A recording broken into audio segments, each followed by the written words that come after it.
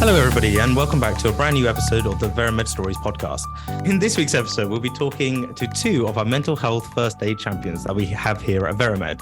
So please join me in welcoming to the podcast, Sarah. Sarah, welcome to the podcast. How are you today? I'm good, thank you. And our second guest today, Abby. Abby, welcome to the podcast. How are you today? Hi, Himesh. Yep, I'm good, thank you. Excellent. Right, let's just jump straight into it. So what does it mean to be a mental health first aid champion? The Mental Health First Aid Programme is a one-day intensive course designed to set people up to become initial support to people in crisis within a company. So it's very intensive training involving things like listening skills, learning a bit about mental health issues. And from that point, you should then have the skill set to deal with the initial stages of somebody who's struggling in the workplace. And then it's mostly about good listening skills and pointing people towards other steps they can take in helping themselves. I see. And how many people in Veramed are mental health first aid champions? I'm not sure, actually. Abby, do you know how many there are? I think there's about 8 of us. Yeah. So there's a good hand. So when we went through the training, Veramed made it quite diverse within the group, so that there's always someone that hopefully the majority of the company feel like they can approach. So you have more of a peer rather than potentially, having to go to your line manager or HR about something that is incredibly personal to you. I see. And did you all take part in the course together, or is it something that some of you did and then a few people did it later on if they were interested in joining? We all did the course together. We all did it together on the day, which was quite interesting because we hadn't necessarily worked together before. So it was quite nice to get to know other Verameders as well, but also it kind of connected us all on a different kind of level, I guess, the ways that we were kind of interacting before. I see. Okay. And what were sort of the motivations for you joining, if you don't mind me asking?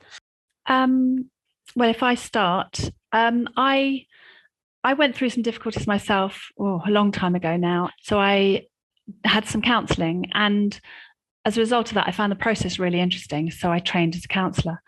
So I've always had an interest in mental health. So I've helped people over the years with all sorts of mental health issues. And so it felt like a natural fit when I came to Veramed. I can't, do one-to-one counselling anymore because I do this job, but it's just allowed me to use some of those skills in the workplace and keep my interest going. Oh, that's really nice. Okay. So you've had a bit of a background experience in this stuff already, and now you can apply it here, which is quite lovely. How about yourself, Abby? What were your sort of motivations for joining? So I've always kind of had an interest in wellness in general, and I think it's super interesting how our mental health is directly related to our physical health. Yes. So I actually wanted to learn a lot more about mental health in general and how I can support people. I think we can pretty much say that most people that have an interest in mental health in general have some level of experience with either their friends, family, supporting other people or themselves. And so, I was very, very interested to kind of learn more about some of the things that I had experiences of and also how I could support people better in the future. One of the other things that I thought it would really help me with was potentially improving my line management skills and make me feel like I was able to support and also communicate better with my own line reports at Veramed. I see. So how does, if someone was to reach out, how would they go about reaching out to one of the champions here? Well, they can reach out directly to any one of us, find our email addresses and message us directly or instant message us, whatever they prefer. But there's also a button on our mental health wellness page where they can literally just click the button and that will send a message to the team, I think just asking specifically for help with a mental health issue. And then one of the team will contact them to see what they can do. I see. Okay. So it's done quite anonymously through various pages and through direct contact. It can be anonymous, or you can, as I say, you can contact somebody. The point of having this very diverse bunch of people is that you can contact somebody you particularly want to speak to. if that's what you prefer. So there's choice in it, which is the important thing. The main thing we wanted was for people to feel that they could access the service. Yeah, the idea is that it feels less intimidating than potentially approaching your line manager. I see. Since this group has been set up, have you noticed a lot of people contacting either of you directly or the group in general?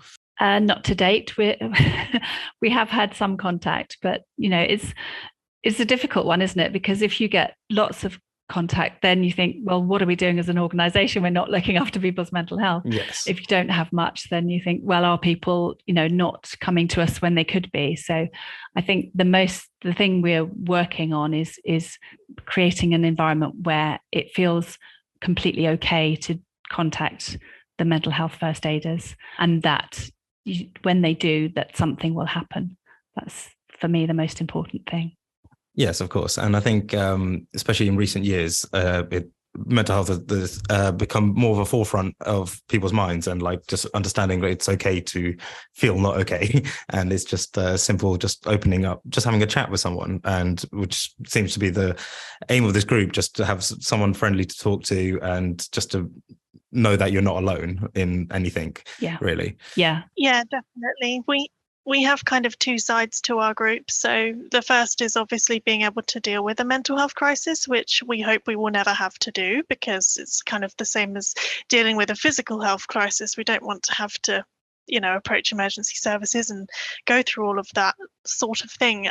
But we also want to, our other side of it is promoting good mental health within the workplace. And the ways that we're kind of trying to do that is promoting wellness and trying to think of initiatives where we can involve other staff at Veramed and kind of build more of a community and open up those discussions around mental health. I see. As line managers yourselves, is there any other tips you would give to any other line managers that might be listening to sort of help get their line reports to kind of open up about these sort of things if they are having issues?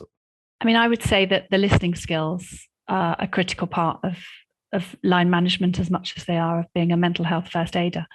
If you can get to grips with those as a line manager, then that will aid you in whatever you do. Yes, I suppose it's listening to everything and just trying to spot the signs of where there could be potentially something that people are not quite saying directly. Yes. Being attentive to exactly what people are saying. Asking questions. Yeah. Okay. So what other sort of initiatives is this group involved in? Obviously, not just the crisis and things like this. Like, what other sort of things are we doing to sort of promote mental health within the company? We've started up a Wellness Wednesdays initiative.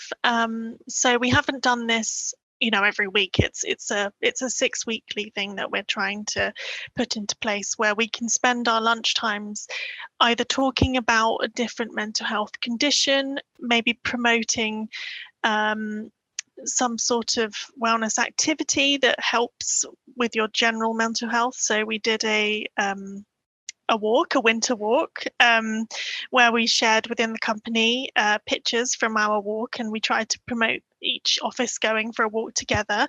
It's therefore building, like a sense of community and more openness between each other, as well as chatting to people that you might not necessarily normally chat with. We've also started contributing to our Veramed newsletter, so we want to include a little snippet each newsletter to just promote wellness. So we've been sharing there's a charity called Action for Happiness, and we've been sharing their calendars with the wider Veramed employees to try and just promote that kind of daily activity that it's not necessarily going to cure a mental health condition, but it will promote your own wellness and your own thoughts around your own mental health. I see. Okay. So there's lots of things happening. So what other sort of like things would you like the group to do in the future? Or how would you like to see the group evolve? I mean, for me, the important thing is to be acting on good mental health initiatives. As a company, it's not just talking the talk, it's actually putting into practice some of these things and showing that good mental health is a priority for the company. So we're looking at all sorts of initiatives that really get conversations going. So some of the presentations we've done a big part of it is to encourage discussions so that people can talk more openly about these things, and it becomes a normal part of working life as opposed to something that's, a big deal. Yes, it's kind of removing that sort of stigma behind it. And just like you said, opening up a dialogue, because probably most people have in one way or another experienced mental health, either personally or friends or family, and this like this. So it's nice to like even just be aware of it yourself, so you know what other people are going through or have been through. So yeah, I think this is very important.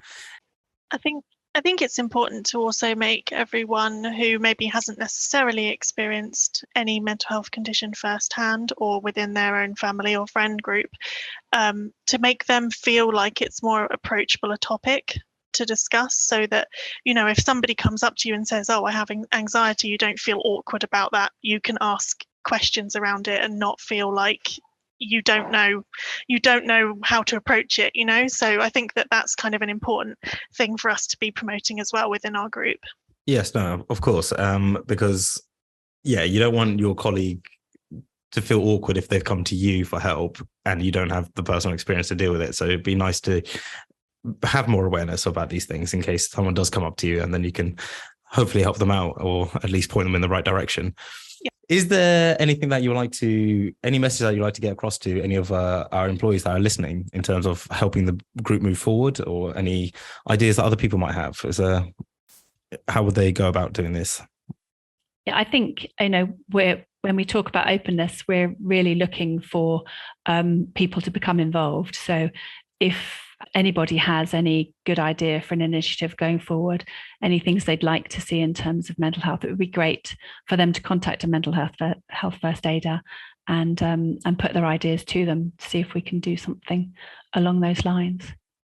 At the same time, it might be quite interesting to, if anyone feels like they want to share their experience, we could potentially share an experience but completely anonymized, so that people within Veramed, there's a lot of relatable experiences out there, but it doesn't necessarily be that you have to share to your name your experience, and I think that might be quite a valuable thing for some of our colleagues to have awareness of.